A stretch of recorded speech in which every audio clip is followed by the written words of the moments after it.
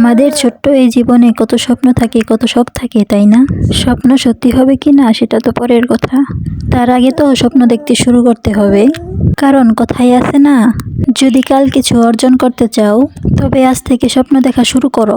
আসসালামু আলাইকুম, কেমন আছেন সবাই? আশা করছি সবাই অনেক ভালো আছেন। আল্লাহর রহমতে আমি অনেক ভালো আছি। আমি আমার হাজবেন্ডকে শখ করে টাকা জমানোর জন্য একটি মাটির ব্যাংক কিনে দিতে বলেছিলাম। তাই সে আমাকে 2টি মাটির ব্যাংক কিনে দিয়েছিল। সে 2টি ব্যাংক আছে, তাই আমি তাকে বলেছিলাম একটার ভিতরে আমি টাকা জমা করব আর একটার ভিতরে তুমি টাকা জমা করবা। কথা মতো আমরা দুজনে 2 ব্যাংক ভরে টাকা জমাইছি। আজকে আমরা আমাদের শখের ব্যাংক 2টি ভেঙে ফেললাম আমাদের দুজনের আরও 2টি শখ পূরণ করার জন্য।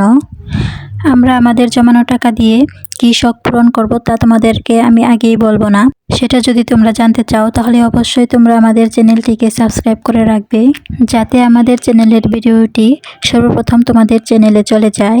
আমার হাজব্যান্ড একটি ব্যাংক ভিডিও বানানোর আগে ভেঙে ফেলেছে, এই জন্য আমি একটি ব্যাংক ভাঙার ভিডিও বানাতে পেরেছি। এখানে আমার হাজব্যান্ড 2টি ব্যাংকের টাকাই একত্র করে নিয়েছে আর আমাকে সে দেখাচ্ছিল, দেখো এখানে এতগুলো টাকা হয়েছে।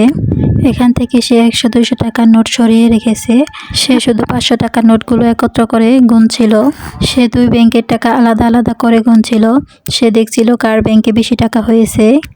গোনার পর সে দেখে আমার ব্যাংকের থেকে তার ব্যাংকে 2000 টাকা বেশি ছিল।